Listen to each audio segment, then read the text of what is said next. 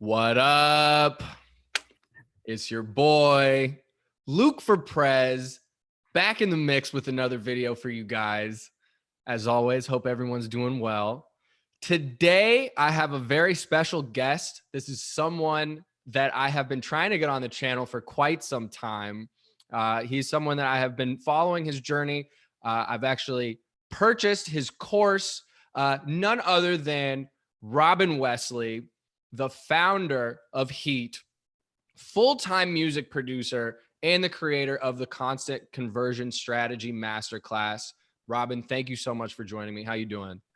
Thanks for having me, man. I'm doing good. Loving the intro, man. It actually became a thing here at the office. You know that. Really? What up?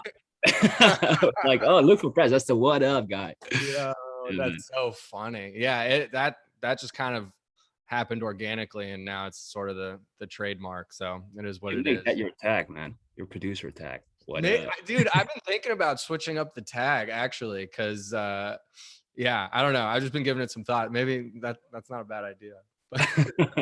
Well, yeah, man. You're right, man. Long overdue, but we're Yeah. here. So Yeah, no doubt. No doubt. So yeah, so you are somebody that's been really important to me in my journey as a music producer. You've put out a ton of fantastic content that I found really helpful, especially when I was first getting started. You have a number of really intricate and in-depth blog posts that go over kind of the ins and outs of selling beats online, as well as the course that I mentioned earlier that I actually purchased and got a lot of value from. Um, where did this journey start for you? If we could just kind of start at the beginning in terms of making beats, like how long have you been making them and when did you actually start selling them online? So I started making beats. Well, I actually started playing the piano first when I was like 16, 17. And then I transitioned into making beats when I was, I don't know, 19, 20, kind of late, like especially compared to other guys these days. But yeah, man, that's basically when I started, and I was kind of struggling with, what do I want to do with this? I was actually playing in a band back then, and we were doing like rock hip hop type things, and we were like, we should use your production. So that's actually how it started. And then a friend of mine introduced me to selling beats online, and that was like 2011, 2012, I think. So that was like the SoundClick days, and that's when I started off selling beats, but like I didn't know the first thing about selling beats at all. There was not like a lot of information out there about selling beats. So for me, it kind of took long for me to actually sell my first beat. That was like 2013.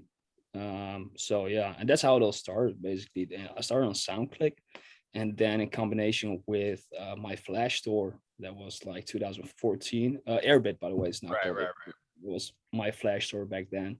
Like really saved me a lot of trouble at that point. Yeah, and that's basically how I started in 2014.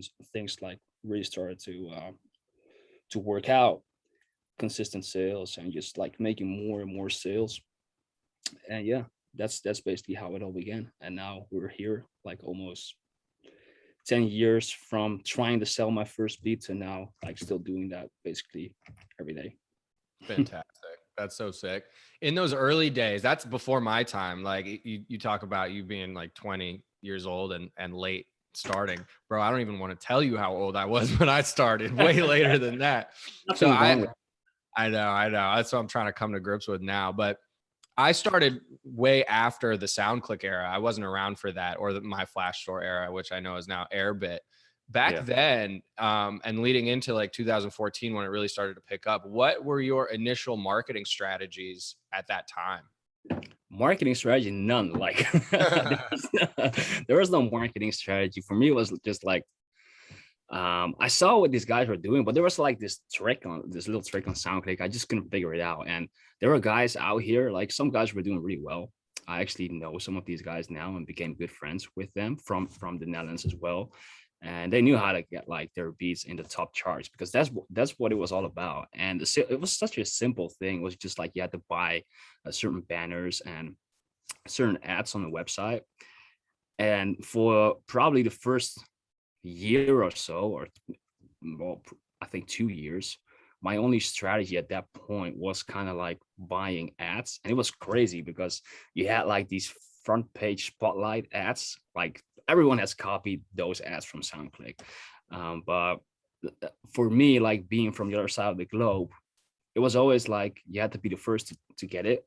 And if I would buy it today, then I would have it running like in 6 weeks from now or something like that. I don't remember exactly, but I had to get up like at 5:30 or something like that because I had to sit behind my computer because 6 a.m. my time, it would refresh. So I had to like constantly refresh the page. And then I got in, I need to make the payment quickly. And then I got that front page spotlight. And that's how we got those sales. So I got it a few times, but then I figured out different ways to like get your music in the charts. It was just a chart system, really. There was like YouTube wasn't really that big yet at that point. So that was kind of like the strategy at first, to get my first sales. So it's nothing that someone can do today because it's not really Right. that valuable anymore. But that's Right. basically how I began. Yeah. Wow, that's so crazy. So, at what point did you start to realize you had an affinity for, marketing and get a sense that this could really be a sustainable business? And when did you kind of transition into taking it more seriously and maybe looking at traffic sources from outside just the SoundClick marketplace? Yeah, well, I was probably one of the first guys that got on YouTube back then, but I wasn't really that consistent with it because I was still, focusing on SoundClick and stuff like that. But I did like pretty quickly after I started getting those sales, I started to notice like there's definitely a market for this. And like the funny thing, what I still remember is like it was 2013 or something like that, or 14. It was like Christmas, and I was sitting at the table with my family like at Christmas Eve or something, and I was making like sales. And I was like, damn, people are buying beats on Christmas. I was like, okay, if people are buying today, I'm gonna run some more ads. And I was like, okay, how can I generate more sales? And that's how I started doing holiday sales. I wasn't even focused on doing holiday sales or stuff like that. But I was like, okay, let's try some things out. And I started to do like sales or like discount sales. And when Airbit came, they also like provided solutions to do stuff like that. So it made it easier. But yeah, that's when I was like, if I'm making if I'm sitting here at the table, not even making beats, still selling them, I was like, yo, I can actually focus on this and make this like my full-time thing. Well, it took like several more years before I got to that point. That was like more of a personal decision for me to like extend it that long. But that is when I started to look into different ways for marketing beats. But there was nothing to like find online. There were like a few guys who gave some tips, they were all like kind of black hat SEO kind of thing. So black hat SEO, basically stuff that's not really legit. Might get you, not banned from Google, but like blacklisted, right? They go Well, like, not in these days. That yeah, was it's like more like keyword stuffing and stuff like that. right, right. I knew right away it's not really legit, so I didn't really focused on that. But I did start to like look into other entrepreneurs who were like entirely different business models, Mhm. and I would just like learn from them, like online marketing. I bought courses about online marketing. It's like the most basic stuff that I paid like a lot of money for. These days, I could probably find everything on Google or whatever. But that's how I started. And for me, it was always like the trick of learning something from a different industry and trying to turn that into something that I could apply myself into the whole model of selling beats. So that's and that was like 2014, and that's when things really started to take off for me because I saw that it was definitely benefiting me, you know, doing it that way. Right, right. No, that's really interesting. That's something that I've kind of had to do as well. Just kind of, especially like when I was first getting started, kind of go outside the niche and see what other, especially like e-commerce entrepreneurs were Yeah, doing. Because at the end of the day, it really kind of the crux of our business is, it's an e-commerce business, with digital products. But to transition a little bit, I have noticed that you have had success in addition to the beat store. You have worked with major artists signed to major labels, as well as other forms of media like placements on HBO, Netflix, TLC, and MTV. How yeah. did those opportunities come about? Was it from your website, your beat store, and just like people finding you from there, or were there other avenues that you used to get those opportunities? Yeah, so basically one of the things that I started doing very early on, you already know this, but it's like, content marketing and just trying to rank on Google. When everyone started to go like crazy on YouTube, I probably should have done that too, but I focused more on Google and I'm still like dominating on some bigger keywords. I've been doing that for like quite some time now. And that's how I got like a lot of traffic, especially in those years where I had like zero competition when it came to that. So that's how I got in contact with a lot of people, and it just came about, after doing releasing some articles. I wrote a lot of stuff about, the business that we were in. It's funny because I actually wrote that stuff down because I was learning that myself. So for me, like a good way to learn is to just, turn it into words myself or just rewrite it. I think that's a method that a lot of people use. But I used that to, like, I taught myself about licensing in the industry, and I was like, let's just write about this. And then I put those articles from what I learned on my website, and I started to rank for that.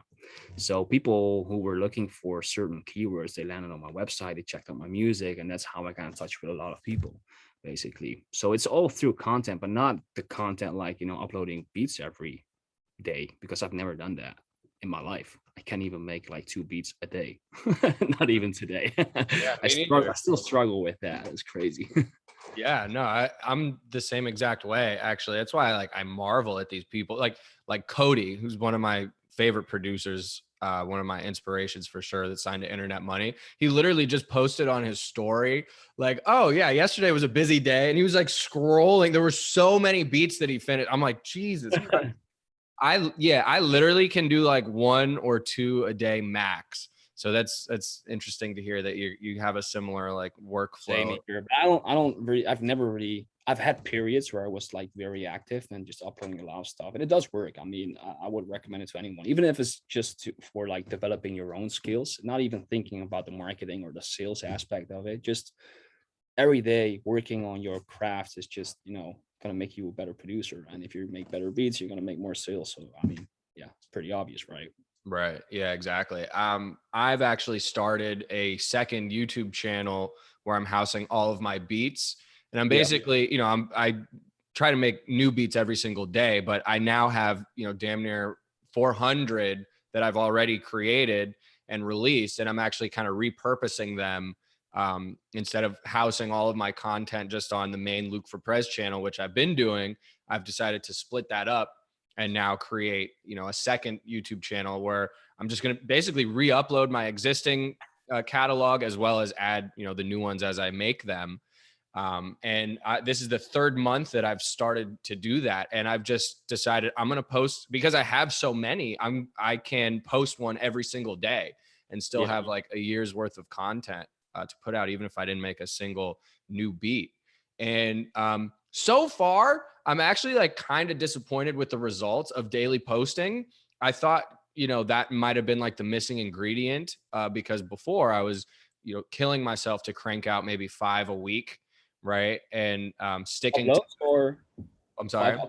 five uploads a week? Yeah. And I didn't have like a huge stash in the can, right? So I was literally, having to force myself to come up with something that day and upload it immediately. And I was starting to kind of burn out. So this way I can kind of take my time more and stuff.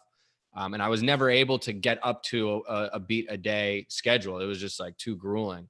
But so now I'm able to experiment with that.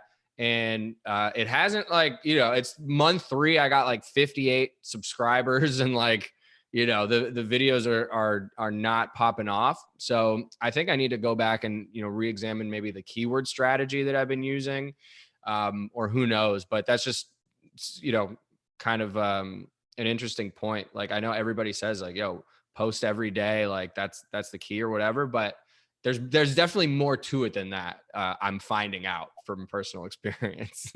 So yeah, I mean that whole strategy with, like, we call that remarketing beats. Ruja and I, we actually started doing that back in 2016 already, because we noticed that it worked sometimes. Like sometimes well, we did it on the same channel, on the same YouTube channel. So we had like a beat that didn't perform as well. So like 3 months later, we would re-upload that beat. And there were always like some people in the comments like, "Yo, I already heard this beat. This is not a new beat." I'm like, "Yeah, okay. I mean, it's good that you're checking out my stuff on like a weekly basis." Right. But it did work back then in terms of you're always going to reach like some new audience, I guess. But I don't think these days that is really going to pay off, because duplicate content, there's always one that's going to rank better. And if something is already ranking high, then like you have the same issues with SEO and stuff. It's like keyword cannibalism, so basically you're trying to rank for the same type beat, probably the same type of keywords for something that you're already ranking for. It makes sense that you're not like getting up there, Right. right Right. away. Right. Well, for But me, I'm not ranking for any of them, but I didn't even figure that part out yet. So that's been my challenge. But so that's why, as you know, and as I'm sure my audience is well aware, I've relied heavily on paid ads to Right. get my beat sales and get me to the point that I'm at today. Um, Mhm. which is obviously nowhere close to where I'm trying to go, but I've made some decent progress. So I'm Yeah. curious, like for you, I know you focused on the content marketing and organic SEO strategies, which is incredible. But what, if any, role has digital advertising played in your success and your story so far? Um, Aside from the SoundClick ads that I used to purchase, like, but that was like nothing in 2000, what, 13, 14, nothing. I've tested it out recently, but I actually only started testing it out because people that we were helping out with the course and everything, they wanted to learn more about running ads just to boost traffic. But I never had to do that because I've had the luxury, I guess, of getting traffic organically. It is like a long road doing SEO marketing and everything. But I don't think that for me running ads has never been something that contributed much to everything. But I also don't. I would say like what doesn't even have to do necessarily with the traffic that I was generating. Like at some point, and that's something that I still believe in, is like one of the main reasons why I remain consistent with the beat sales. It's because I don't really focus on the traffic anymore. I just focus on the people that I acquire, the customers, the leads, the visitors, and just trying to make the most of whatever traffic I'm getting. And that has been like my fun game that I've been playing for the past couple of years, just trying to get more recurring customers. And that is something that really paid off for me. Like at this point, for example, I've been so busy with other stuff for the past months. All these other things I've been working on, I haven't uploaded. If you go to my YouTube channel, I haven't uploaded a beat in like a month, I think. And before that was like 4 weeks, 6 weeks. My sales are declining, obviously a little bit, but I'm still making sales like almost every day. But the majority of those sales, they come from people that I've already acquired over the years. And I think that's something that I've been focusing so much on, that now I can do stuff like that. I can actually not upload for 6 weeks straight, and still make sales. Because there are people that are always like, oh yeah, Robin Wesley, I had a beat from him once. Let's check out what he's got now. And I still get these messages like every week from people who've already worked with over the past 10 years or so. So, if you want to focus on something, I get that a lot of people want to like boost their traffic, but I think it all starts off with, making that traffic count. It's like the number one thing that we tell everyone, because that's what's been working out for me, for other guys that I've been helping out as well. Just making sure that you make that traffic count, and also the customers and the sales. Do you follow up with your customers? Do you actually build a relationship with those customers? That's been so valuable to me that I don't focus on traffic anymore. So like ads or stuff like that, I tested it out. I spent like a good amount of money on that just to see, what it would do. I would even lose money on that. I would break even, but that's pretty much it. So for me, it's never been about, just boosting those traffic numbers constantly. It's like a whole different game that I've been playing, I guess. Right. That's so fascinating. And it just shows you that there's no one path to climb this mountain, right? Like, No. if, yeah, like different things are just going to work for different people. And you just have to try and experiment until you find, that combination of factors that works in your favor that, can take you to the next level. And, that's something that I've tried to focus on as well, in part just due to what I've learned from you, in terms of like making sure to consistently follow up with your customers, stay in touch with them, ask them how the song is going that they've created. And obviously like keep updating them with new releases and whatnot. That's something that's been extremely successful for me. And now I'm at a point where I need to like recalculate the exact number, but I would say probably between 20 and 30% of my sales now are return customers. That's So yeah, so I like that's a huge gem that you just dropped, and I think it's extremely important for people to remember to not only worry about driving the traffic, which I think is kind of step one for a lot of people, but then making the most of the traffic that you do get. And there's like a number of techniques that we can kind of talk about in order to do that. But before we get to that, just to stick on traffic for a second, because that's something you've really already established through organic SEO tactics.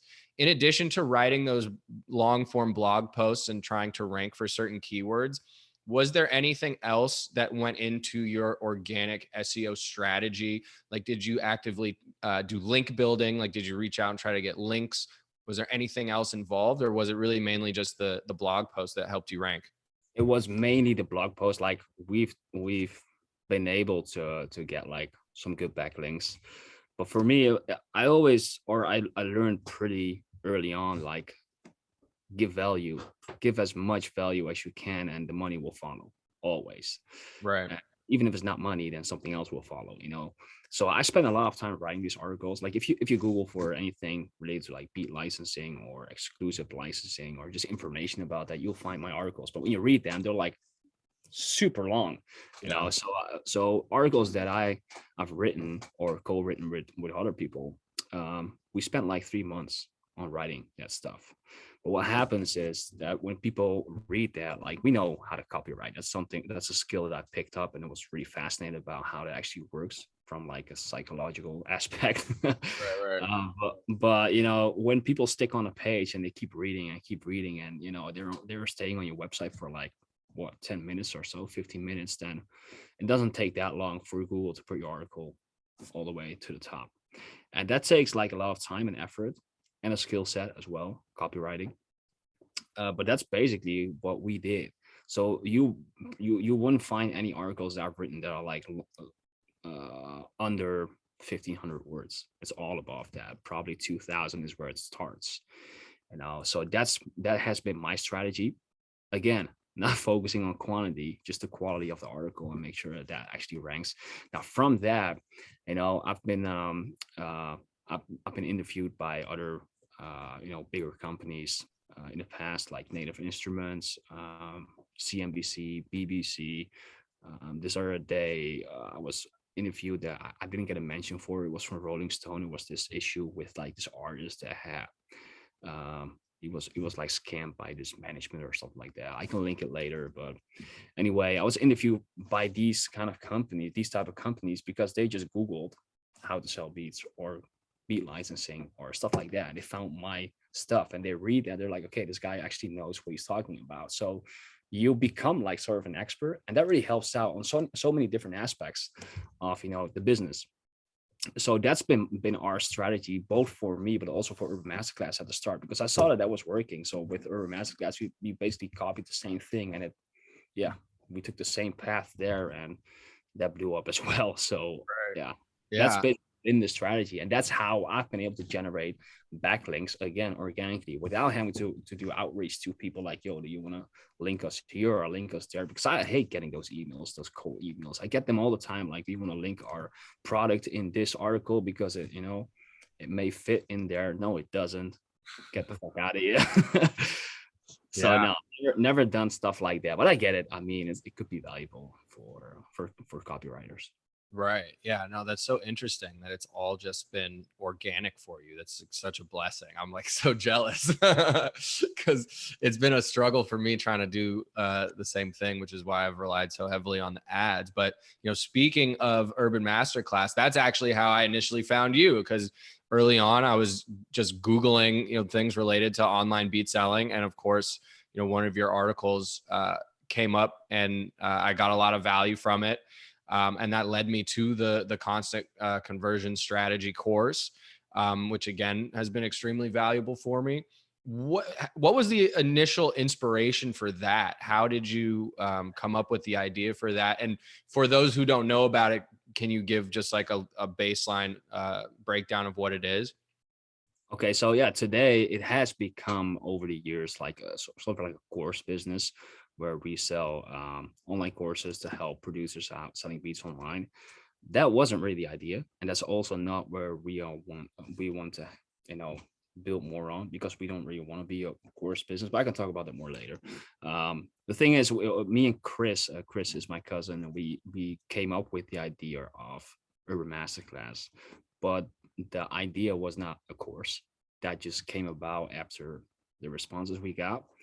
But the idea was just because there was like no information out there about selling beats online, like no real stuff, like in-depth stuff. And I saw what the articles that I've written had done for my business personally. I was like, I could write like a long story about how I've been able to like make a living from selling beats. So that's what I did. And that was around like the same time when my girlfriend was pregnant and my son. I was like, I want to write something down. I'm not sure what I'm going to do with it, but it's like something that I want to, pass on or just write it down before I forget or whatever. So I just started writing, and it took me like 6 months to write that entire article. It's like 3,000, no, it's longer. It's like 4 or 5,000 words long, super long.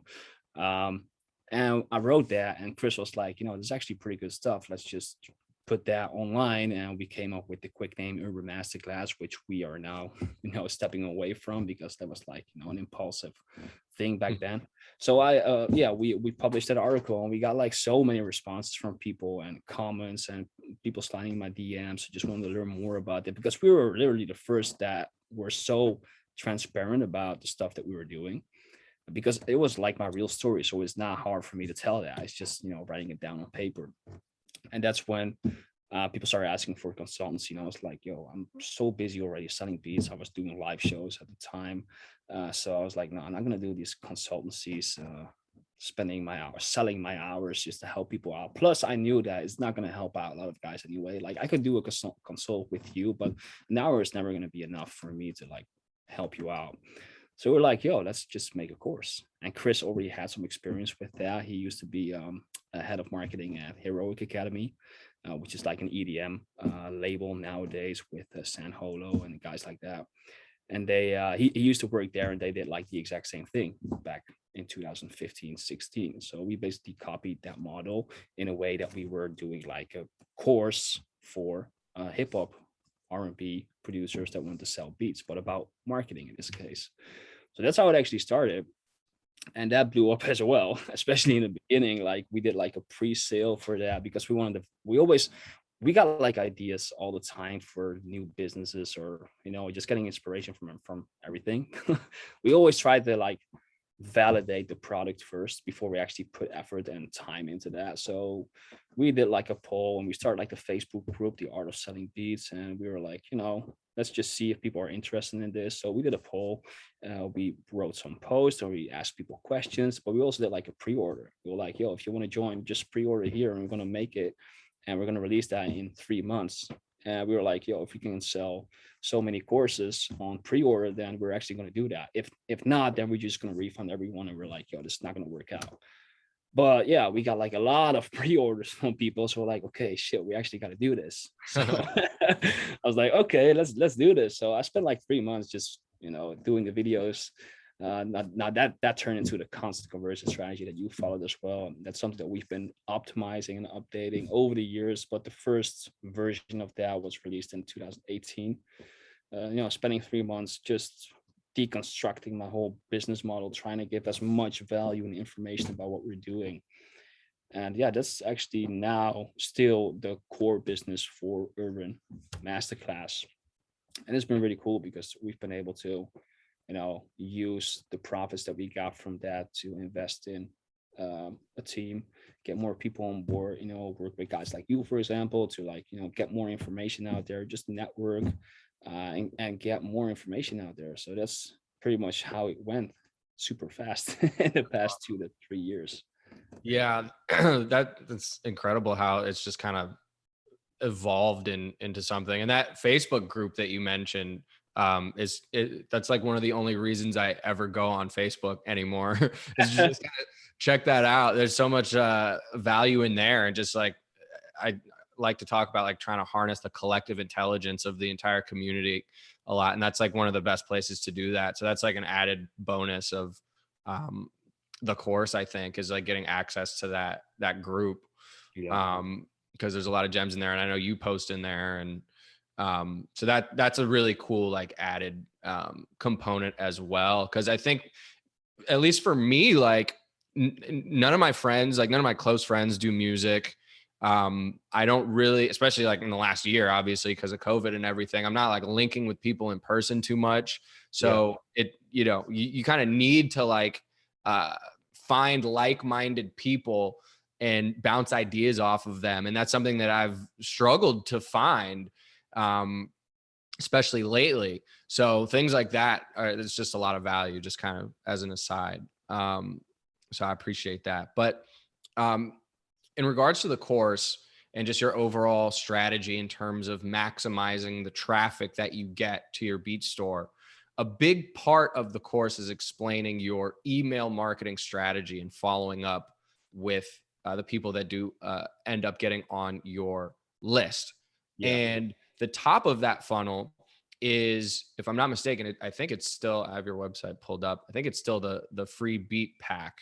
Yeah. Yeah. So that's something I wanted to ask you about, because it's something that I have gone back and forth with over the years, just like the idea of giving away beats at first. And now in some contexts, I'm totally cool with it. Like I spend a lot of time like looking on SoundCloud, looking on Instagram for up and coming artists that I really think are good. And I spend the time listening to their music and I want to connect with them. I have no problem sending those people beats that I think they'd really be good for. But just scaling that and just giving everybody free beats is something that is so difficult for me to wrap my mind around. But it seems to be like a really key component of the strategy in terms of at least getting people into your funnel initially. I think one of the main reasons why I've been so hesitant to do something on the scale that you have done and that you suggest is because I have spent so much money on ads that I don't want to spend money to get someone to my website to then have them leave with free stuff. Yeah, exactly. Right. I get that. I mean, there are always ways to offset, because you need to offset your ad spend. That's basically what it comes down to, right? Right. So Exactly. on that. But basically my question, that was like a very long-winded build up to the question, but the question is just so maybe I can feel better about implementing it, because I know I have to, and all of the follow-up sequences that you provide in the course are super on point. I think they're all like very well written and well calculated. But to help me like wrap my head around actually doing this, like what would you say the percentages of people who sign up for that free beat pack that you just never hear from, that just do it just to get the free beats and then they never end up buying or responding to an email or anything? Do you have that metric or a rough estimate? A rough estimate is 2 to 5% that converts. But that's it sounds low, but it's actually, for me, it's pretty high. Or for e-commerce standards, it's actually pretty high. 2 to 5% conversion rate or something like that is pretty good. But I think like a lot of people misunderstand that strategy, because they think it's like, okay, so we're giving something to an artist for free in the hopes that they will buy later on. I don't see it that way. I give something to an artist for free, so I got a chance to connect with them.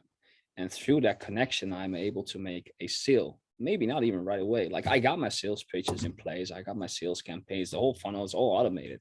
But I still get like a lot of sales from people who signed up for. I had this call the other day with someone else who was also asking me this. And that's when I actually looked into my stats with him to show him how it actually works, because I just like run a sale or a discount or something like that.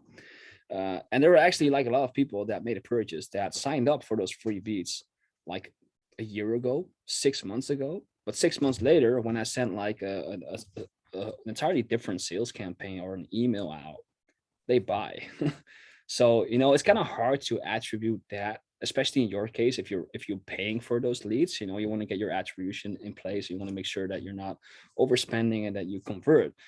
But like, it is a conversion, right? It's 6 months later, but it's still converting.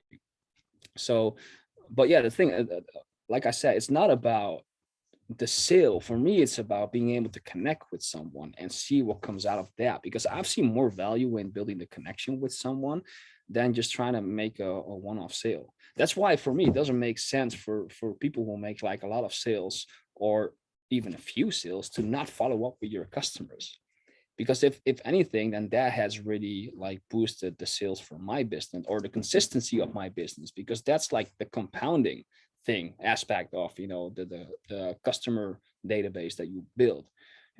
That's for me, that makes much more sense, I guess. So that's how I look at it. It's just building connections and see what comes from that. And it also the same thing applies to, okay, so we're talking about the free beats, right?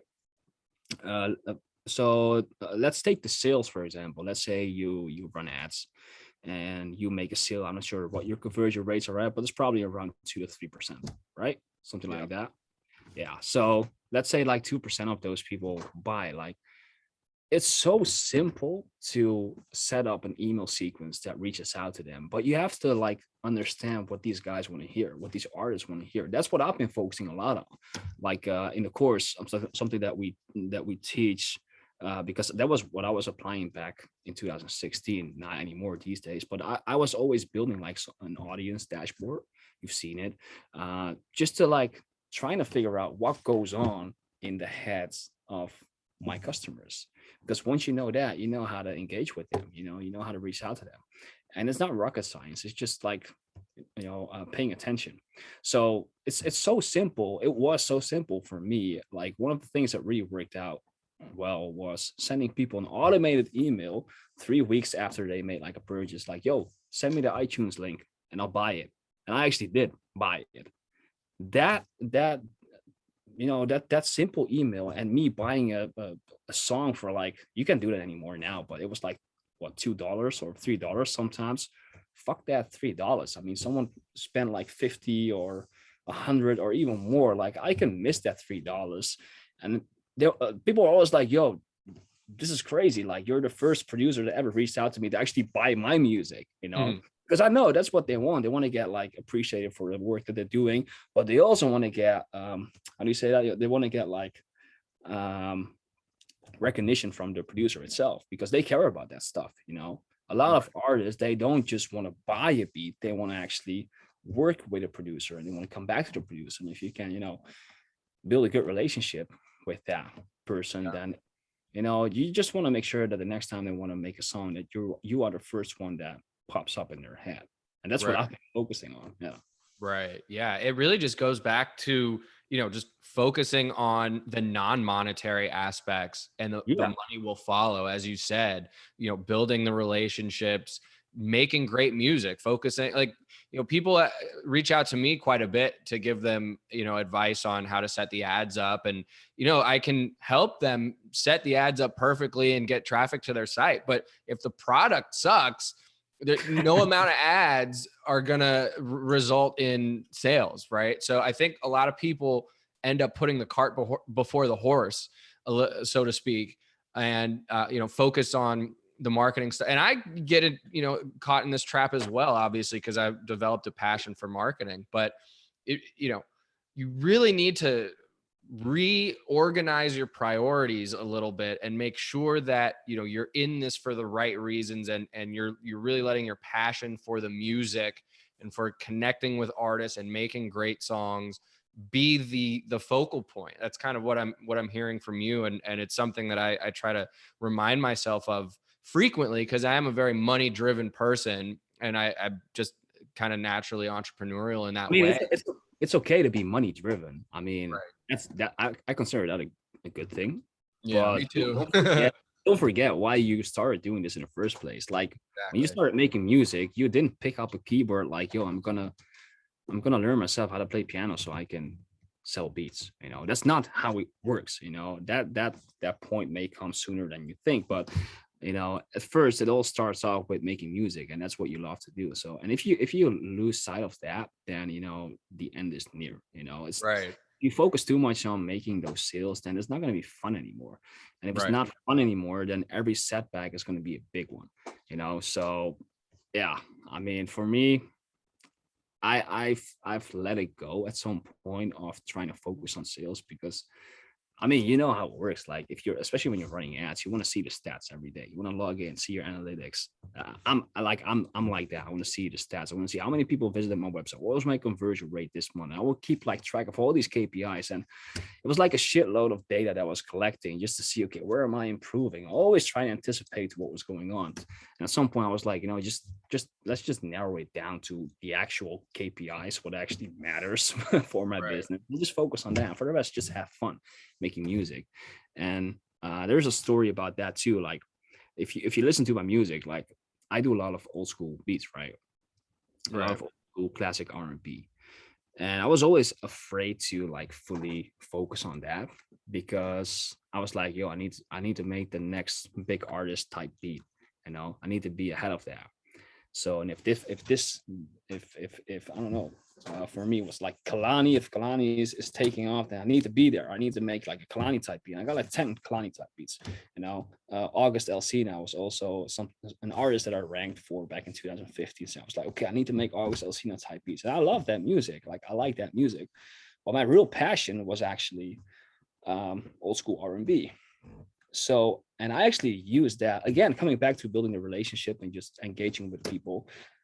At one point, I sent out an email to my entire list, and I was like, and the subject line was like, "I'm considering like quitting selling beats or stop making music," something like that. I don't exactly remember, but it was just like trying to get attention.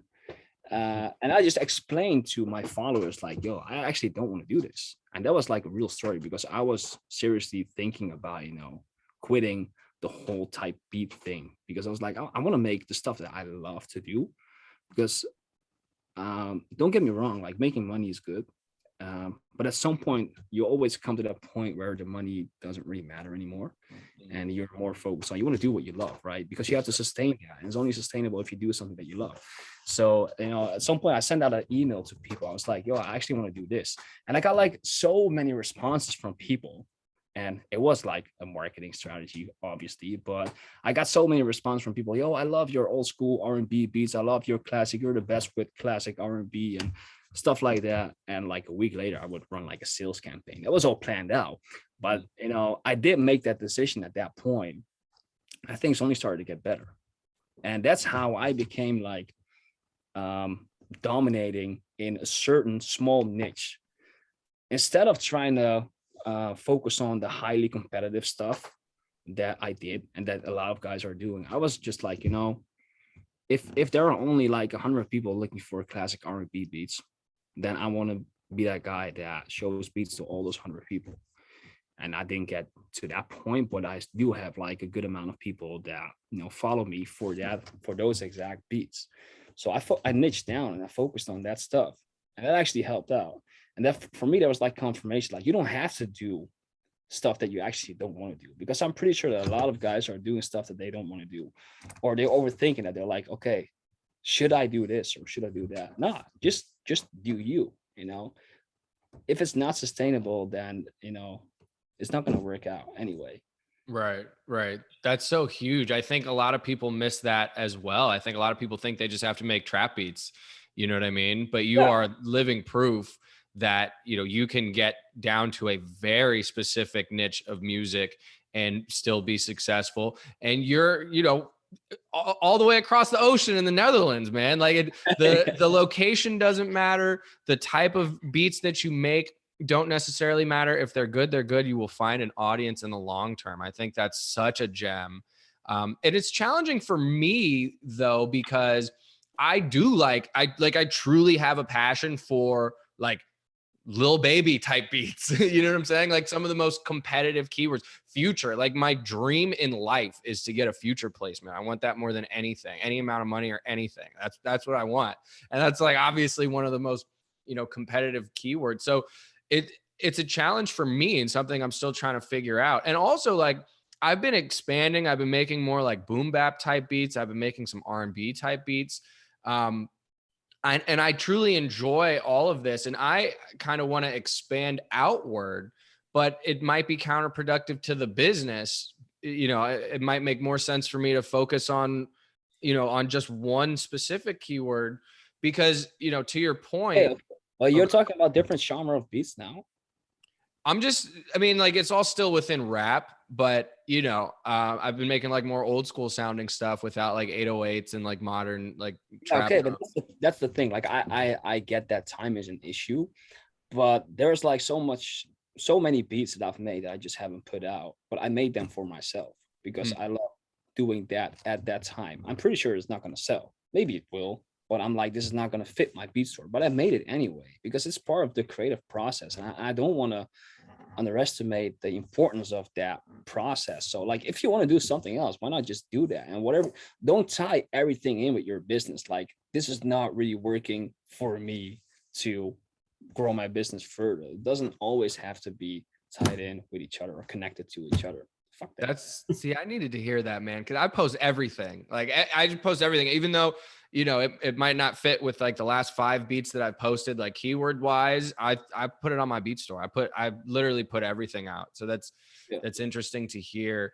And that's like a good like change of perspective for me because I've spent a lot of time lately analyzing, the top 100 top sellers on the BeatStars charts, and I've examined each of their profiles, and they all, for the most part, I would say like probably 80 to 85%, all focus on one type of beat, and they're all like very similar. They're great, but they're all like they found a lane and they stick to it. And those are the top sellers. They all kind of follow that formula. But yeah, you're right. They probably make other types of beats. They just don't post them, because they found what works. And that's what Yeah. they're that's It's that's actually pretty interesting. I love doing like experiments or studies like that, just researching the market and everything. yeah. But you were saying like the top 100 producers, they were all doing the same thing. They were together all doing the same thing, or individually they were focusing on one thing. Individually. So they weren't all making like the same type of beats, but they all had a very distinct Expertise. style. Right. Yeah, exactly. And so I thought that was very interesting because I certainly don't. I'm kind of all over the map, even within trap. I'm Yeah. kind of all over the map. I love like rod wave type beats, like with the the melodic pianos, and then I love obviously like the super hard like Southside type stuff, and Yeah. everything in between. I make all of that. So I think what I need to do is maybe analyze like my top selling beats and see if there's any kind of consistency, and maybe just double down on that in terms of what I'm posting. Oh yeah, you should definitely do that. I've done that. I still do that, Yeah. keeping track of your best selling beats. Yeah. Uh, hoping that your top selling beat is going to be one that you actually enjoy making and not one that Right. you forced yourself to make. Right. Yeah. Luckily, it's very rare where I feel like I'm just kind of going through the motions. I really do love most of what I make, or at least the process. I don't always love the end result. That's for sure. I'm a very harsh critic on myself, as I'm sure we all are as creatives. But Yeah. um, in any case, just kind of switching gears here. Something I wanted to talk to you more in depth about. We've talked about it a little bit in the past, but just you at one point had a BeatStars store, I believe, and you have switched over to Soundy, Yeah. which is a similar platform to BeatStars. But can you talk about like what went into that decision, and what you like better about Soundy as opposed to BeatStars or Airbit or some of these other stores out there? Well, it's no secret. Like a lot of people know that I've been working together with Soundy on basically consulting with their development team on how to create that. Uh, because I switched to them because they were able to provide the marketing solutions that I was looking for, the integrations. For me at some point it became more about efficiency, working more efficient, especially when I started, when we started a Masterclass and I got other things to do, I just needed to work more efficiently. So that means automating certain tasks. Now I already hired like more people, so the team became bigger and bigger. That's going to cost money. I was like, I need like stuff that can automate just the entire process for me. And in other e-commerce industries, that's like super common, but the beat selling industry in general is just so behind on modern e-commerce standards. Right. uh, and for me, being able to work with Soundy, I was able to give them, like, I need this and we could use that and this could be used for this. And they got a great team, so they were able to see the value of that, and they just did it. And they just created certain tools that saved me like hours a day, literally hours a day. And not just for me, like we're running Rouge's store as well, so we're doing all his operations. He's running through Soundy now too. And the biggest difference is that, for I've used all the beat stores, to be honest. I've been from Airbit to BeatStars and then Soundy, and I've even like we trialed Track Train and SoundGen just to see what they provide, and everyone got like great things going on there. But I think like BeatStars is getting there now. Like they're updating more and more. They're adding more integrations. They're becoming more they're adding more stuff that can actually benefit to the daily life of a music producer selling beats online. Sounding was already doing that like a year ago, but they just don't got like the audience yet, which is fine. But yeah, Soundy is just, it just works a lot smoother for me. Um, I work in systems a lot. You've seen that in the course. Like a lot of stuff is automated for me. Like when someone makes a purchase from my store, like no, we talked about free beats. Someone signs up for the free beat, lands on my email list. Everything's automated, all the emails. If someone replies, then I actually manually reply back, obviously. But other than that, it's all automated. If someone makes a sale, person gets taken out of the sequence, put in the customer list, drops in like a new sequence that triggers with like all the after sales emails. Now there are steps in between that. I'm just talking about the marketing aspect there, but the administration, the finance, the taxes, and everything that comes with it. Soundy allows me to get the customer's information, their email address, their first name, last name, beat name, license title, you name it, grab that data, automatically send it over to whatever application I want. Like I use Google Sheets, for example, to keep track of my sales. I got like other analytics tools just to get like an overview. And I got like my how do you call that? Like the accounting programs and apps that I use just for tax purposes. It's all automated, or I'm able to automate that using Soundy's tools. And I get that for a lot of beginners, like you don't want to think about taxes and stuff. Like you got other stuff to focus on probably, but especially at scale, for my business, but for Rouge, for example, who is like doing really well at this point, we got it running through Soundy too.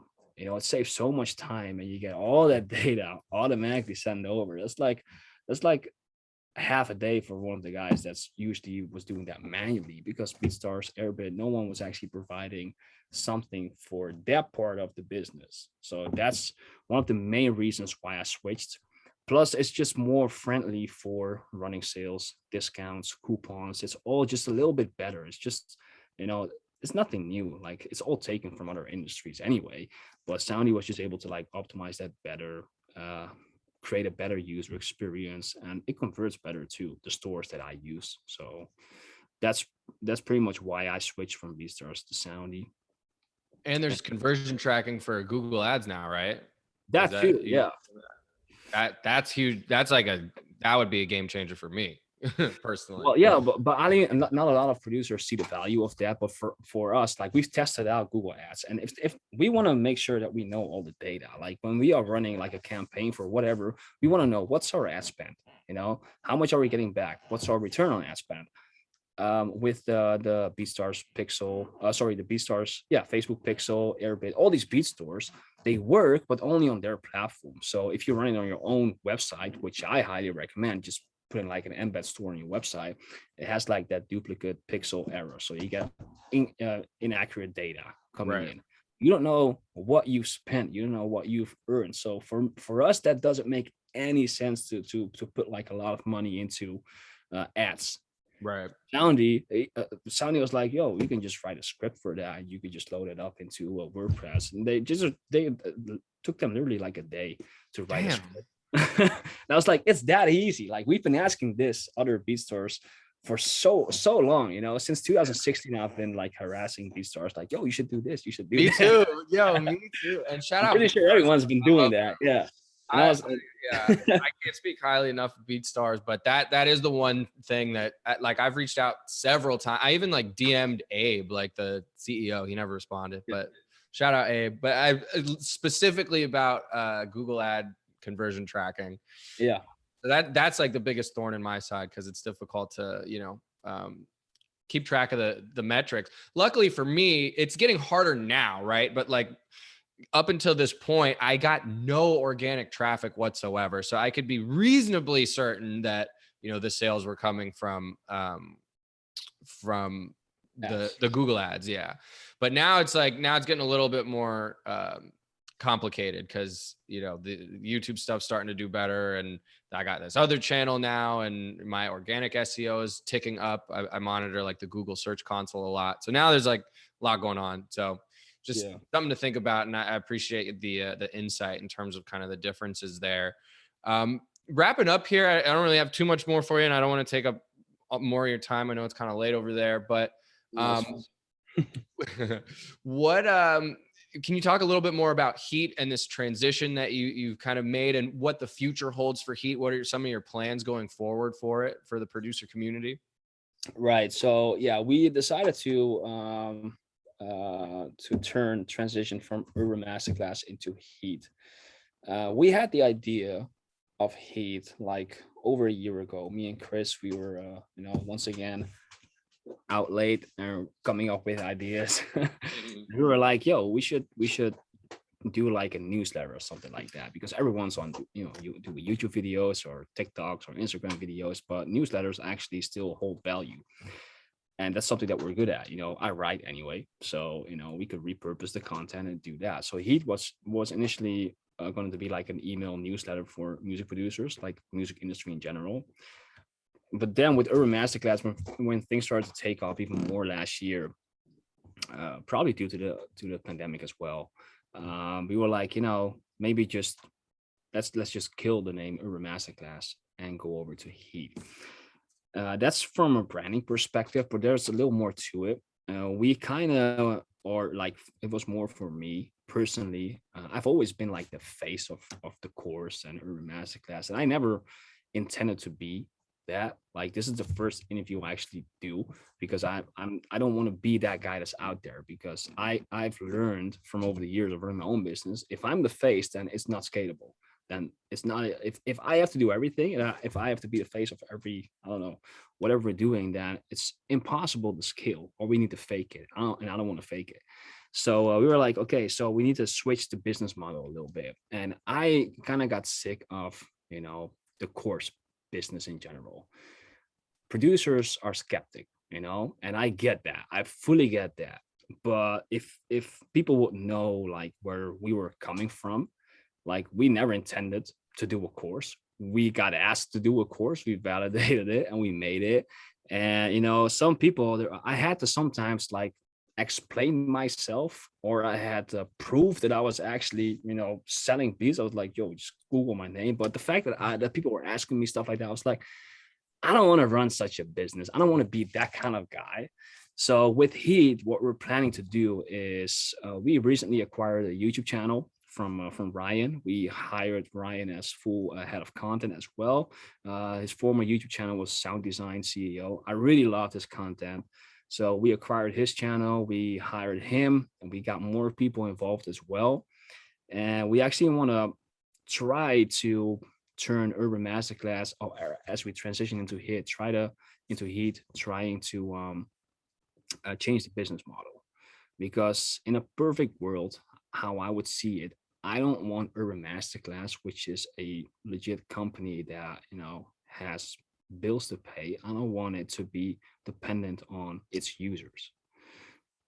And it's kind of difficult to put it in words, but I just feel like this. I don't want the producers to be able to pay for the stuff that we're sharing. I want to be able to do that for free, to give that value for free, because that's how we started off. That's what I was most passionate about. It's what everyone here was most passionate about. And we want to try to turn it into a different business model where we can still provide that same value, give even more value, but not have to be reliant on the users. So basically trying to make that free. Now I can't go into the exact specifics and details of that, but we're trying to build a different business model where that's going to be possible. And yeah, so that's what we're working towards now. That's also the reason why I haven't been doing a lot of music updates lately, because that has my full attention. Like that's literally something that we dream of, something that we could build. The community is already getting a lot bigger now and better, and more people getting involved, and more uh bigger companies are getting involved as well, that we are able to speak to because of what we've already been doing over the past couple of years. So hopefully by the end of the year, we can do like a good update and give you more details about the specifics of that. But yeah, that's what we're working on right now. Just trying to change the business model and the brand a little bit. And yeah, we just need everyone to stay engaged, stay involved with what we're doing. And that's actually going really well Awesome. already. That's awesome. Yo, congratulations on all the success, obviously, and very excited to see what the future holds. Last question that I have is also geared towards the future. What do you see happening to the online beat licensing space going forward? Do you think this is sustainable for the long term? Do you have any predictions as far as what it could evolve into? Just any thoughts for the future? You mean the industry in general? Like specifically selling beats online, like with a beat store, with the website, Soundy or BeatStars or whatever the case may be, like that whole So business model. I hear you. I think that I hear this a lot. Like a lot of people think that it's too late to get started with this, but I think it's only at the beginning of a certain new era of selling beats. Um, and like there's been a lot of articles and press releases about producers scamming artists and vice versa. I consider that a good thing because everyone is getting way more educated now about how this stuff actually works. Like a couple of years back, people didn't know the first thing about a beat license. They thought they were like, I always tell people, like, don't think that you're selling a beat, you're selling a license, you're selling rights. Get that in your head. If you understand that, then you know how to better sell or sell more.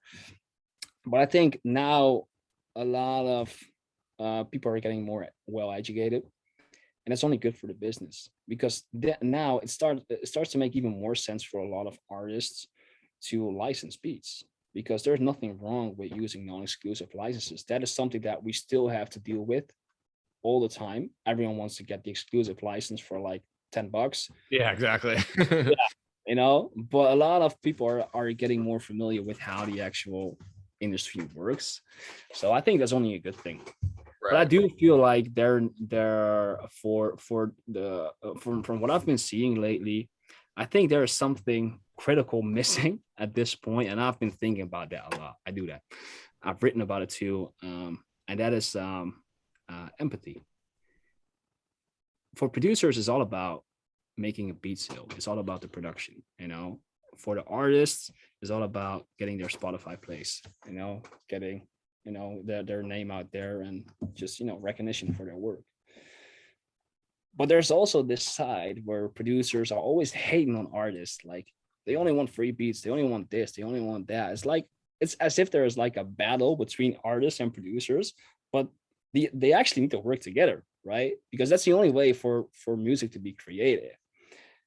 So I think that missing link, that empathy, if producers would get that better in their heads, if they would try to understand artists more, a lot of producers would make a lot more money, because that's what I mean. Like copywriting and stuff is more than just a skill of writing something. It's trying to learn to speak the language of the person that you're selling to, because writing sales copy is probably the best skill that you can have, because there is so much more that comes with it. If you understand your audience and you know what they're dealing with, then you can level with them, you can talk with them. You don't have to be in a discussion about a free beat.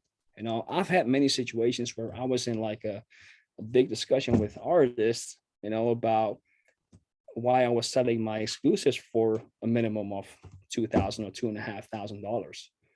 Once I explained it to them, they still wouldn't want to buy it, but they're like, oh, you know what? I'll just buy the $250 non-exclusive license, because I understood them too.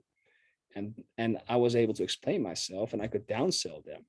A lot of guys are like, no, again, someone trying to buy a beat exclusively for $50. Just talk with these people, Right. educate them, because a lot of artists have so much to learn.